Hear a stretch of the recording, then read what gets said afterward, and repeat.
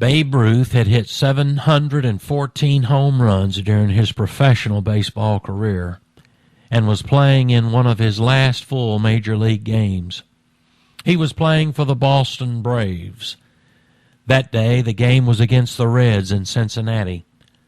But the great Ruth was no longer as agile as he once was. His skills were greatly diminished. He fumbled and threw the ball badly that day, and in one inning alone, his errors were responsible for most of the 5 runs scored by Cincinnati. As the Babe walked off the field after making the 3rd out in an inning and headed toward the dugout, a crescendo of yelling and booing reached his ears. Just then a boy jumped over the railing onto the field, and with tears streaming down his face, he threw his arms around the legs of his hero. Ruth didn't hesitate for a moment. He picked the boy up and hugged him, set him back down on his feet, patting him on the head gently.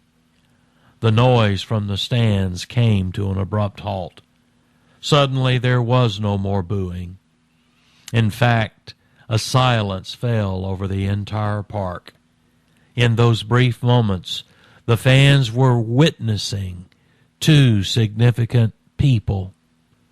One was Ruth, who, in spite of his dismal play on the field that day and the booing and jeering of a crowd, could still care about a little boy. The other significant figure was this small boy who cared about the feelings of another human being. In our living, may we be so inclined. This is Mark at Lewisburg First United Methodist Church, and this is Food for the Soul.